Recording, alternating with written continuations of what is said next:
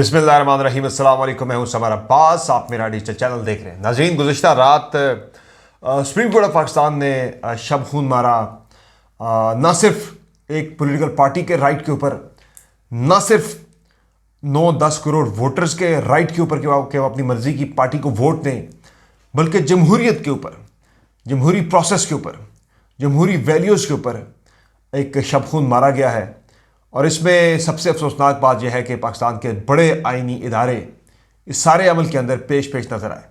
मैंने कल भी ये बात की थी कि कोई इंसान जो है वो अगर किसी का एहतसाब करे तो वो अलग बात होती है, लेकिन हिस्ट्री जो एहतसाब करती है, जो तारीख़ एहतसाब करती है, वो सबसे बुरा एहतसाब होता है।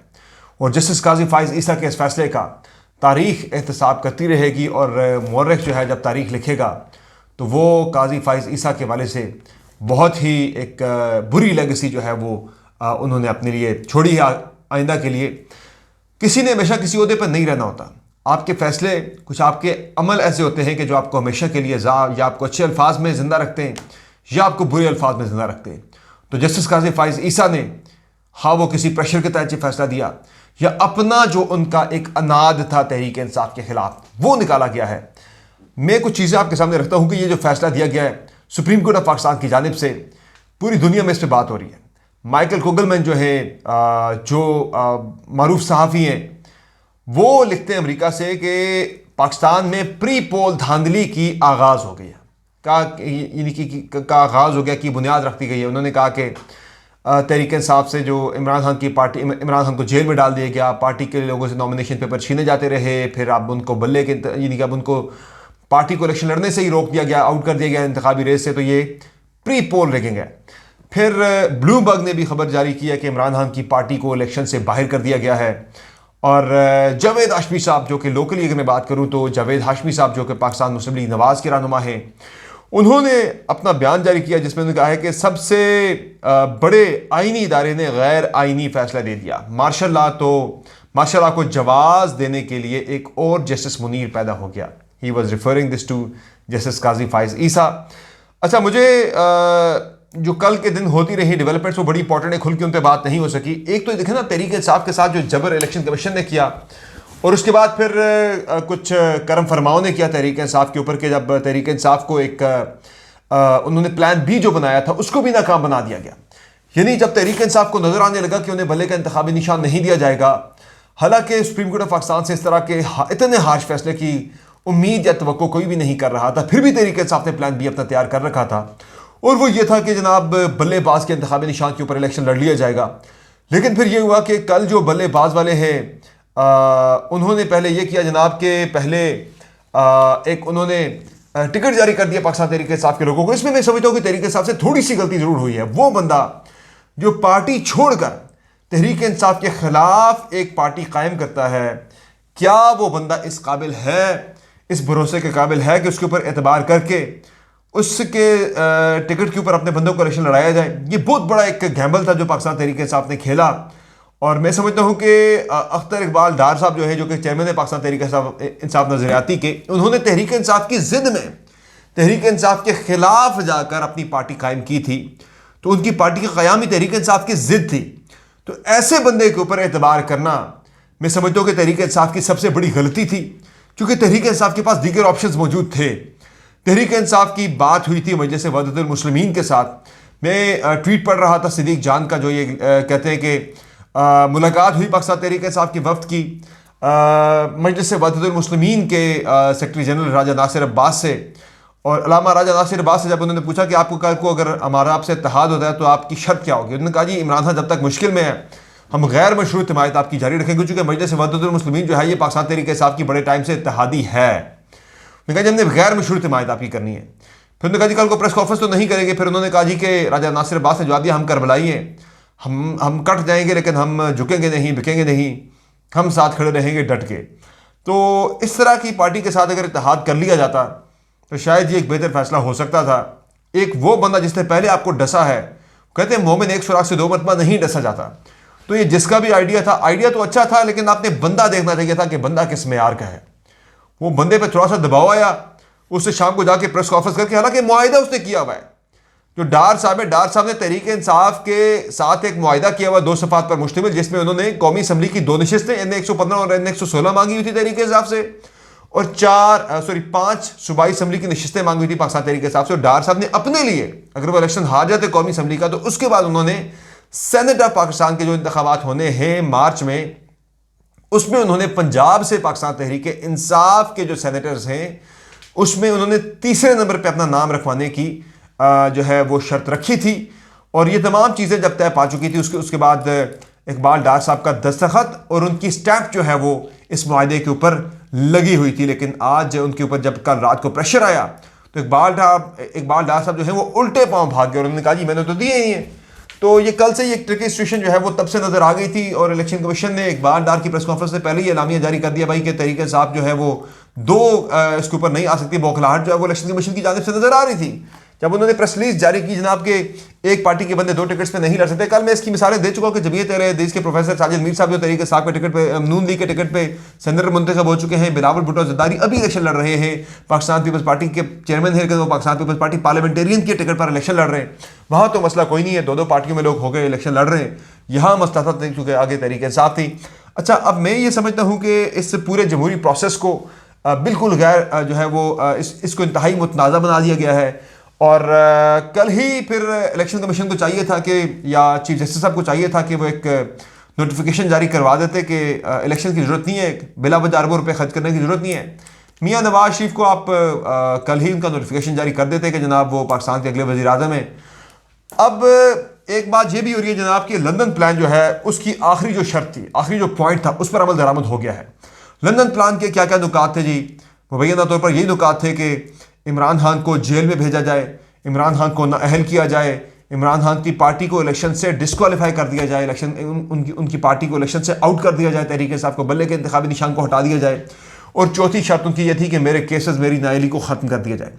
वो सारी की सारी बातें पूरी हो गई हैं, वो सारी की सारी बातें पूरी हो गई हैं। आज ये आखिरी नुकता रह गया था तहरीक इंसाफ को इंतखाबी अमल से बाहर करने का, वो आज नुकता भी पूरा हो गया है।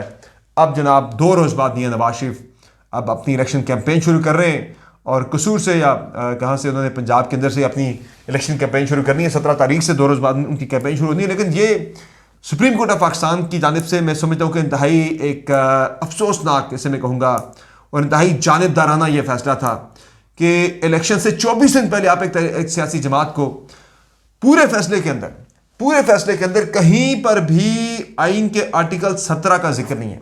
आइन का आर्टिकल 17 बुनियादी हक देता है, पाकिस्तान के शहरियों को हक देता है कि वो किसी सियासी जमात बनाकर कि वो सियासी जमात ना, राइट टू एसोसिएशन देता है। आर्टिकल 17(1) पूरे इस फैसले के अंदर आर्टिकल 17 का जिक्र नहीं है। जिक्र है तो वो section 215 of the election act 2017 का जिक्र है उसके अंदर, और उसी को जो है जवाब बना के चीफ जस्टिस पाकिस्तान ने अकबर शेर बाबर की जो है वो प्ली को मान रहे। वो अकबर शेर बाबर जो कि बड़ा वाज़ेह तौर पर नजर आ रहा है कि वो तहरीक इंसाफ के खिलाफ काम कर रहा है पिछले कई सालों से, लेकिन जनाब नहीं, वो ज़्यादा मुकदम था। तहरीक इंसाफ के जो मौजूदा चेयरमैन हैं वो गलत थे, और चेयरमैन के साथ इतनी ज़्यादती कि जनाब तज़हीक की गई, और उसके बाद उनके घर के ऊपर जो अटैक हुआ उसकी मैं कुछ तफसीलात शेयर करता हूँ कि घर पे उनके आए जनाब नामालूम अफराद, आके उन्होंने घर पे तोड़ फोड़ की है, कुछ डॉक्यूमेंट्स उठा कर ले गए, और घर में बच्चों को और बैरिस्टर गौहर की अहलिया को भी उनके साथ भी जो है उन्हें भी तशद्दुद का निशाना बनाया गया है।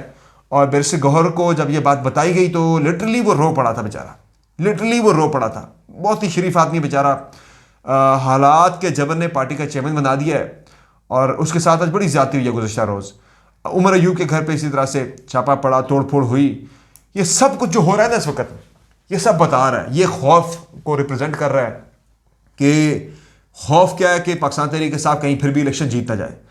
अब मैं आपको बता रहा हूँ, कल मैंने बात की थी जाते जाते अपनी वीडियो के अंदर कि सिल्वर लाइनिंग है सारे अमल के अंदर। सिल्वर लाइनिंग तहरीक इंसाफ के लिए है कि वो सारे इकट्ठे हो जाएं, यूनाइट हो जाएं, और लोग इस इलेक्शन को अपने लिए एक इंतकाम मना लें जो उन्होंने 17 जुलाई 2022 में किया था, और इंतकाम के तौर पर ये इलेक्शन लड़ते हुए ज़्यादा से ज़्यादा निकले और तहरीक इंसाफ के कैंडिडेट्स को वो अगर कामयाब कराते हैं तो पीटीआई के लिए अब चैलेंज ये है कि कौमी असम्बली की 266 नशिस्तों में से पाकिस्तान तहरीक इंसाफ ने कम अज़ कम जो है वो 100 इसमें अगर आप ऐड कर लें बाकी सीटें भी तो कम से कम 133 नशिस्तें पाकिस्तान तहरीक इंसाफ ने हर सूरत में जीतनी है। 133 नशिस्तें पाकिस्तान तहरीक इंसाफ ने जनरल सीट्स जीतनी है। अगर तहरीक इंसाफ 133 नशिस्तें जीत जाती है तो फिर मखसूस नशिस्तों की ज़रूरत नहीं पड़ेगी इतनी खास। उसके बगैर भी तहरीक इंसाफ लेकिन खैर मखसूस नशिस्तें जब बाकियों को मिलेंगी तो उससे तहरीक इंसाफ को नुकसान हो सकता है। तो वैसे तो 133 नहीं बल्कि 133 से तो सिंपल मेजॉरिटी मिलती है, जो कि मखसूस नशिस्तें तहरीक इंसाफ को नहीं मिलेंगी। तो कम से कम यहाँ पे 160 नशिस्तें पाकिस्तान तहरीक इंसाफ ने 266 में से जीतनी है और ये कर सकती है पीटीआई, अभी भी ये कर सकती है, कोई इतनी मुश्किल बात नहीं है। क्योंकि अब तो मैं समझता हूँ कि पीटीआई के लिए ये काम इतना जो है मैं समझता हूँ कि चैलेंजिंग नहीं रहा, ये अब वोटर्स के लिए बड़ा चैलेंज बन चुका है। मैं समझता हूँ कि एक आम बंदा, वो लोग जो कि स्विंग वोटर है, मैं समझता हूँ कि पर्टिकुलरली जो स्विंग वोटर है वो अब तहरीक इंसाफ की तरफ जाएगा। मैंने कई ऐसे ऐसे लोग देखे हैं जो कि कट्टर किस्म के पीपल्स पार्टी के, कट्टर किस्म के नून लीग के, कट्टर किस्म के बाकी जमातों के और तहरीक इंसाफ के सख्त मुखालिफ थे। मैंने उनकी आरा गुज़िश्ता रात से मैं देख रहा हूँ उनकी, लोग ऐसे ऐसे लोग जो कि तहरीक इंसाफ का नाम लेना गवारा नहीं करते थे, तहरीक इंसाफ के साथ सख्त उनकी दुश्मनी थी, अनाद था, तहरीक इंसाफ को डिसलाइक करते थे, वो लोग कह रहे हैं कि भाई बड़ी ज़्यादती हो रही है, इमरान खान को जो है उनके साथ बहुत बड़ी ज़्यादती हो रही है, उनकी पार्टी के साथ बड़ी ज़्यादती हो रही है। तो उन लोगों की हमदर्दियाँ जो है वो तहरीक इंसाफ को मिलना शुरू हो गई हैं। और ये बात बड़ी इंपॉर्टेंट है कि पाकिस्तान के अंदर सियासी जमातों का वोट दो पोलराइजेशन काफ़ी ज़्यादा है और उसमें नेक टू नेक मुकाबले के अंदर एक साइजेबल मेजॉरिटी जो है पाकिस्तान के अंदर, एक साइजेबल नंबर ऑफ वोटर जो है वो हमारा स्विंग वोटर है, जो ना इधर है ना इधर है, वो हालात को देख के वोट करता है। तो मुझे ये लगता है कि स्विंग वोटर जो है वो पाकिस्तान तहरीक इंसाफ को वोट देगा। ये तहरीक इंसाफ को एक बड़ी इससे जो मुझे कामयाबी मिलती हुई नज़र आ रही है कि ये जो हालात का जबर है ये तहरीक इंसाफ के लिए कहीं उल्टा उनके लिए एक बहुत बड़ा फ़ायदा बनकर सामने ना आ जाए। और ये जो हुआ है कल बैरिस्टर गोहर के घर पे या उमर अयूब के घर पे जो तोड़फोड़ हुई, हंगामा आ रही, वहाँ पे जाके अटैक किया गया, ये सारा वाजे करता है कि भाई आप हार चुके हो, तहरीक इंसाफ जीत चुकी है, इमरान खान जीत चुका है। और वो जो जेल में जाके बैठ गया ना, वो भी बहुत से लोगों के लिए दर्द सर बना हुआ है कि भाई ये डील क्यों नहीं कर रहा, ये डील करके बाहर क्यों नहीं आ रहा, ये समझौता क्यों नहीं कर रहा, ये बीमार क्यों नहीं हो रहा, ये अस्पतालों में क्यों नहीं जा रहा, 5 महीने से ये जेल के अंदर बैठा है, बाकी तो गिरफ्तार होते साथ ही पहुंच जाते थे अस्पतालों के अंदर, ये अस्पताल भी नहीं जा रहा, ये कोई डील करके घर भी नहीं जा रहा। तो वो एक बहुत बड़ा दर्द सर इस वक्त बना हुआ है अपने मुखालिफिन के लिए। और अभी भी मैं समझता हूँ कि नून लीग को बहुत ज़्यादा मुश्किल सूरत हाल दरपेश होगी, पर्टिकुलरली ये जो तहरीक इंसाफ के खिलाफ फैसला आया है सुप्रीम कोर्ट ऑफ पाकिस्तान का, इस फैसले के बाद मैं समझता हूँ कि तहरीक इंसाफ का वोटर जो है और वो लोग जो तहरीक इंसाफ के वोटर नहीं है, जो स्विंग वोटर थे, वो सारे के सारे जाके अब पाकिस्तान तहरीक इंसाफ का वोट देंगे।